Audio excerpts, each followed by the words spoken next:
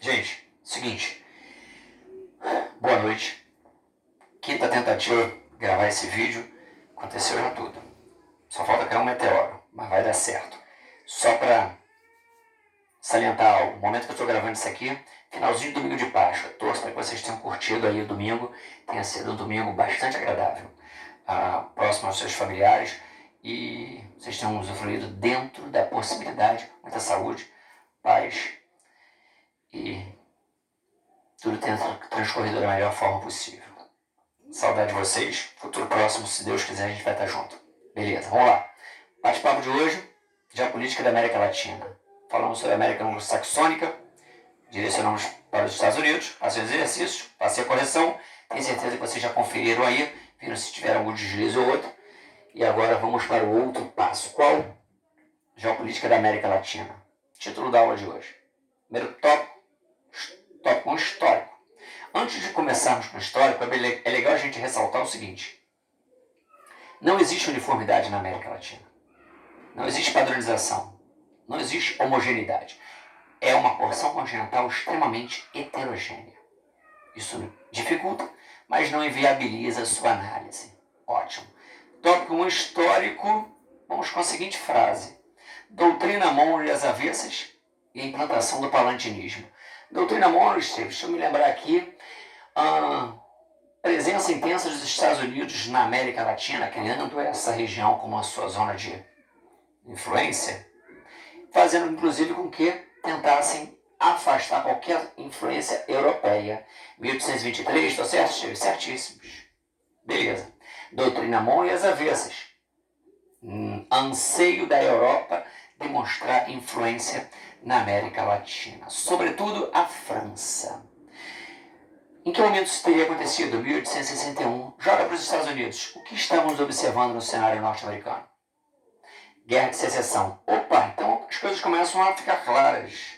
Um momento em que os Estados Unidos estavam se voltando para problemas internos, 1861 a 65, Guerra Civil Americana, eles não estavam com maiores pretensões geopolíticas que pudessem transpor seus limites territoriais. Focaram suas energias para equacionar problemas internos. Criando as situações viáveis para que a Europa tentasse lançar os seus tentáculos na Europa. Sobretudo a França, através do que nós chamaríamos de palantinismo, que é justamente essa doutrina filosófica que tenta expandir os olhares e as visões francesas para outras porções do globo. Isso deu certo? Sim, não. Se não, por quê? Fiquei meio confuso, Esteves. Sobre o aspecto cultural, em muito a América Latina bebeu da fonte francesa. A alta aristocracia latina mandava os seus filhos para a Europa nesse contexto. Beleza? Mandavam, inclusive os brasileiros, eles absorviam visões, posicionamentos, hábitos, valores, premissas que permeavam o cotidiano francês e vinham para cá nutridos desses olhares. Então, uma relação cultural, ela se criou, mas nós não perceberíamos o desdobramento através de acordos econômicos, acordos bilaterais, que de certa forma criassem maiores eixos econômicos. Então deu certo no sentido da França se aproximar da América Latina sob o prisma cultural. Sobre qualquer outro olhar, sobre qualquer outro ângulo, sobre qualquer outro prisma, não. Então, o palantinismo ele se limitou a isso. E nós perceberíamos a implantação da doutrina Monroe às avessas. Joga para o tópico 2 do caderninho de vocês. Organização socioespacial na América Latina e o seu processo de industrialização. Beleza, como que isso começa a ganhar corpo e evidência? O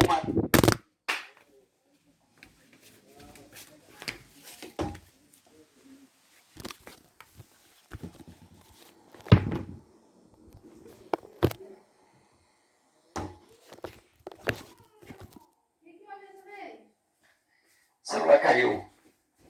Beleza. Gente, perdão, o celular caiu. Vai fluir. Essa é a quinta tentativa que eu estou fazendo. Dessa vez vai, se Deus quiser. O que acontece? Organização socioeconômica da América Latina. Eu apresentaria a vocês uma data, 1948, e uma sigla, CEPAL, Comissão Econômica para a América Latina, o que ela almejava. Sobretudo, tentar sacudir os líderes latino-americanos, tentando tirar esses líderes da inércia, tentando tirar a América Latina do ostracismo. Eles tentavam inculcar, primeiramente, a ideia de que os países latinos eles não poderiam ter a base da sua economia atrelada aos gêneros agrícolas, aos gêneros oriundos do espaço rural. Se assim fosse, eles continuariam caminhando de uma maneira muito lenta e não conseguiriam ganhar maior respeito, maior legitimidade no cenário internacional. Eles também tinham o propósito de tentar fazer com que, através de múltiplas reuniões, múltiplas discussões, tentar fazer com que se criasse uma espécie de identidade latina. A América Latina precisa ser una. A América Latina precisa ter os seus personagens se identificando como elementos de algo maior. E eu faço parte desse conceito, desse algo maior. Eu sou um cidadão latino. Então eu preciso inculcar na mente dos líderes políticos essa visão. Eu preciso, juntamente com isso, criar reuniões para que algo conseguisse ganhar corpo e evidência. Que algo você está falando? A implantação do modelo substitutivo de importações. Esse modelo tinha como premissa básica fazer com que o Brasil e a América Latina começassem a criar mecanismos de produção interna de bens manufaturados. A economia latina ia muito bem, desde que o mundo tivesse também passando por uma certa estabilidade. Se o mundo estivesse passando por instabilidades, deixariam de comprar nossos bens agrícolas e nós não conseguiríamos capital para importar os bens manufaturados. Então viveríamos numa espécie de montanha-russa econômica. Era essa vulnerabilidade que precisaria ser eliminada. Nós precisaríamos ter uma autossuficiência. Precisaríamos ficar menos dependentes dessas questões externas. Então, primeiro propósito, criação de uma identidade latina, juntamente com a necessidade de implantarmos aqui um modelo substitutivo de importações. Isso deu certo? Sim. Em 1948, essas ideias, esses valores foram inculcados. Mas precisaríamos dar o segundo passo. E qual seria o segundo passo? A materialização disso. Precisaríamos criar acordos que aproximassem, acordos supranacionais, além das fronteiras, que aproximassem diferentes países. E o primeiro conseguiu sobre o papel, a ALAC, Associação Latino-Americana de Comércio para as Américas. E se a gente para analisar, 1960 consegue ser o primeiro passo de algo que teria desdobramentos. Uma vez que poderíamos citar, antes disso, quem formava a ALAC? México, Brasil e Argentina foram os países signatários, os países que criaram. Estamos falando de um paísinho da América do Norte, estamos falando de um paísinho latino e o Brasil. Países que estão bastante distantes, países que também têm diferenças étnicas, culturais, enfim, políticas muito grandes, mas que já começavam a tentar criar conversações que viabilizassem acordos supranacionais. Os propósitos da CEPAL já estavam surtindo efeito. Vamos avançar. Eu poderia dar isso em 1960. Daí para frente, novos acordos como o Pacto Andino, o MCCE, poderão ser usados como bons exemplos. Então, de certa forma, os propósitos saíram do plano das ideias. Criei uma identidade latina, criei a necessidade de implantar um modelo substitutivo das importações e criei macroassociações econômicas. Portanto, dessa forma, o Brasil começava a se situar, a se posicionar numa perspectiva de divisão internacional do trabalho. Qual é o papel que cabe à América Latina? Eu sei agora o papel que cabe à Ásia, à Europa, à América Anglo-Saxônica, à África, e começo a identificar o papel que nos cabe. E não queremos apenas o papel de países agroexportadores. Ótimo, joga para o tópico 3. Tópico 3, esse nos remete à ideia de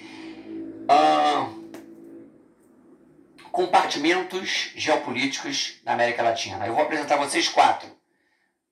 México, vou apresentar a América Istmica, o Caribe, América Central, vou apresentar a vocês a América do Sul e o Brasil. Vamos rapidamente, México. Alguns dizem, que maravilha, o México está próximo dos Estados Unidos. Outros dizem, que lastimável, o México está próximo dos Estados Unidos.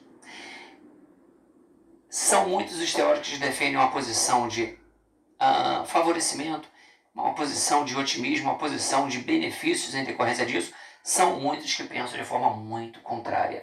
E se a gente para analisar, eu vou apresentar a vocês de que maneira essa relação se dá. Primeiro, de grande dependência. 86% de todos os bens manufaturados mexicanos têm como destino certo os Estados Unidos.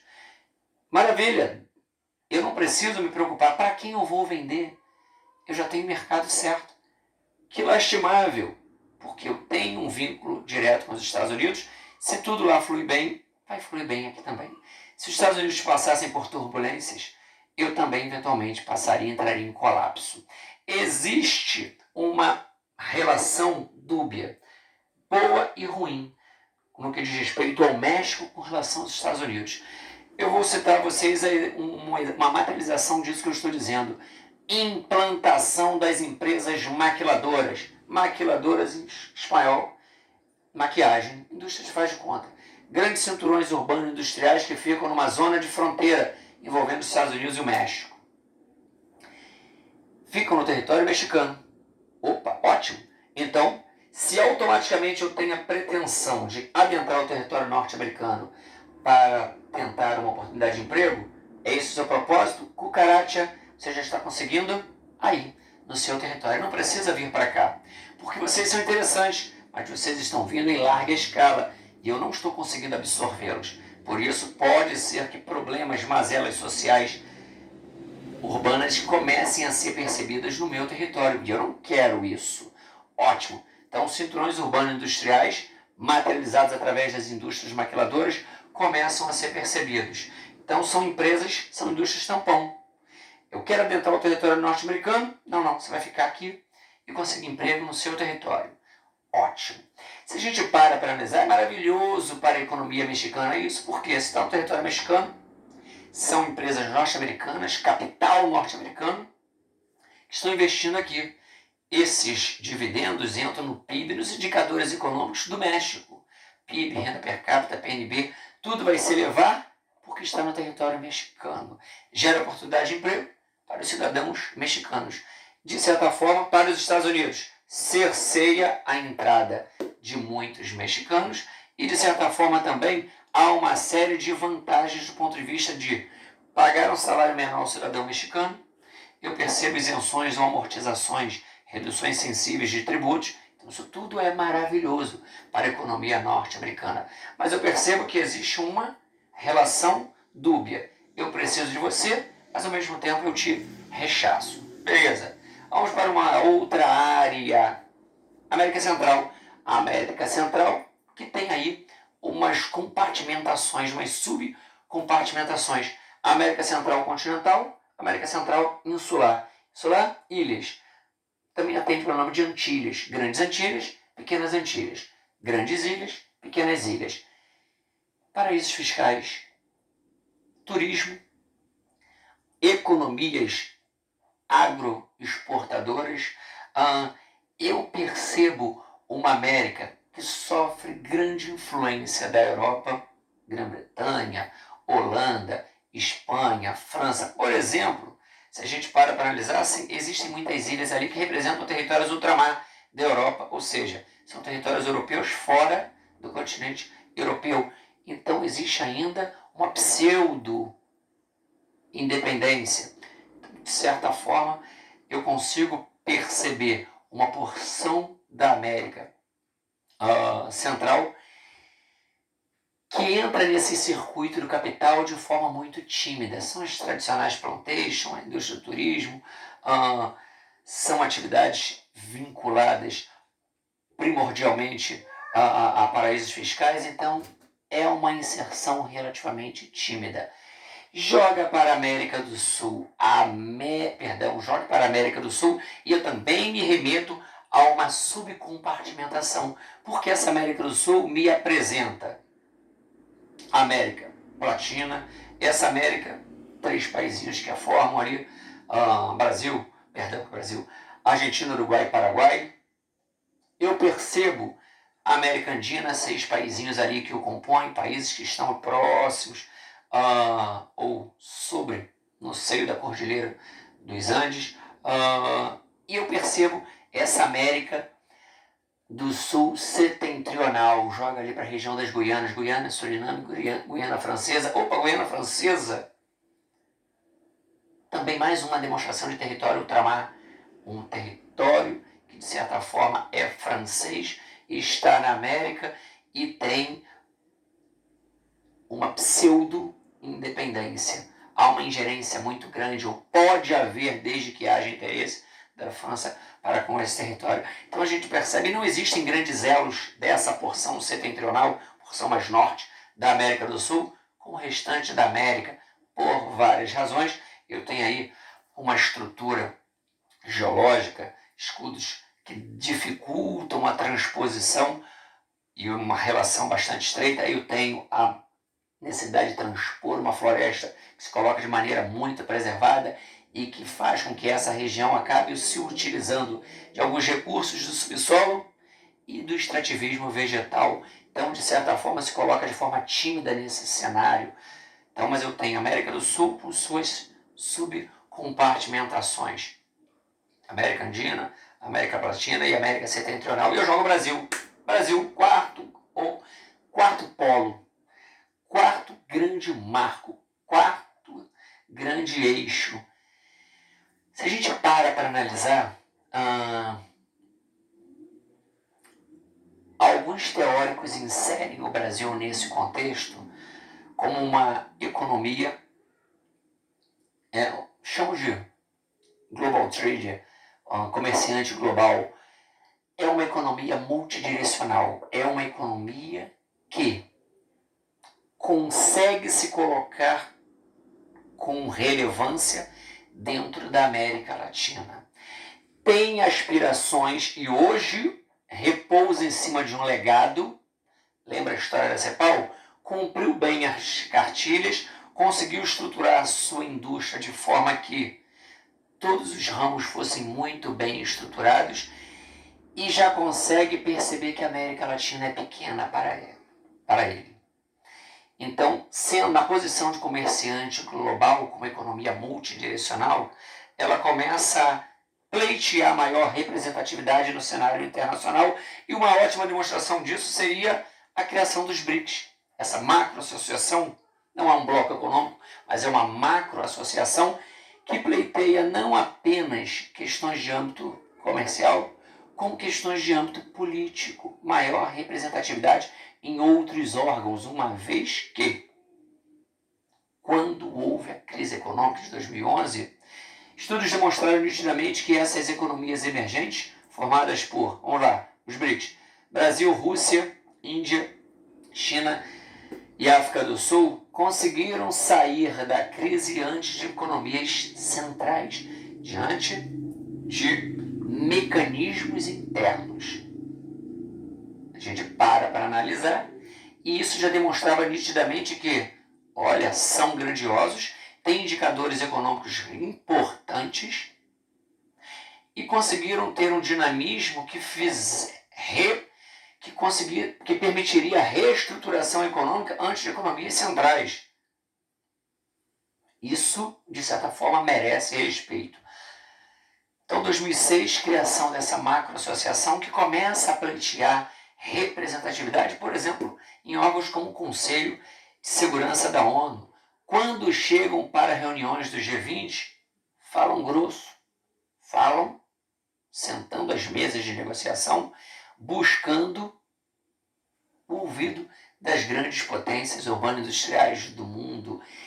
E essas potências precisam ouvir esses países porque, em muito, necessitam de gêneros manufaturados, inclusive, que são provenientes dessas nações. A China hoje é a segunda potência urbana e industrial do mundo. Estudos demonstram que no intervalo relativamente médio, se todos os indicadores se mantiverem, tem grande chance de passar os Estados Unidos. Então, não estamos falando de países que sonham de forma pequena. E o Brasil faz parte desse cenário. Cabe ressaltar que, claro, passando por uma situação de relativa estagnação, mas se a gente, 2010 para 2011, estávamos entregando um país com um PIB de 7,1, uma economia que galgava 7,5% ao ano. Esse era o cenário de crescimento do nosso produto interno bruto, 7,5% ao ano. Maravilha! Isso nos permitiu colocar há pouco tempo, entre aspas, 2010, 2011, na sexta colocação das potências urbanas industriais. O Brasil já ocupou a sexta colocação no ranking das maiores potências urbanas industriais do mundo. Ótimo! Por isso, essa expressão global trender, esse comerciante global. E tem 4 grandes, se a gente para analisar com quem o Brasil comercializa, primordialmente China, segundo, União Europeia, terceiro, Estados Unidos, quarto, Mercosul. Deu a perceber como ele já tem grandes eixos para escoar seus produtos? Isso faz com que a América seja vista como pequena, ou pelo menos menor quando comparado a grandes outras porções do mundo. Então, nesse cenário, a gente percebe que o Brasil se coloca como uma macro-região na América Latina e uma potência regional. Então, México, região istmica, região do Caribe, América Central, Central Continental Insular, Antilhas, grandes e pequenas Antilhas, República de Bananas, lamentavelmente. Pegamos América do Sul e América do Sul, essas subdivisões aí, pegando aí América Setentrional, região das Guianas, com muita dificuldade de intercâmbio com o restante da América do Sul. Pegamos América Andina, países ali, com exceção do Chile, PIB, renda per capita de 22 mil dólares. Opa, são indicadores consistentes.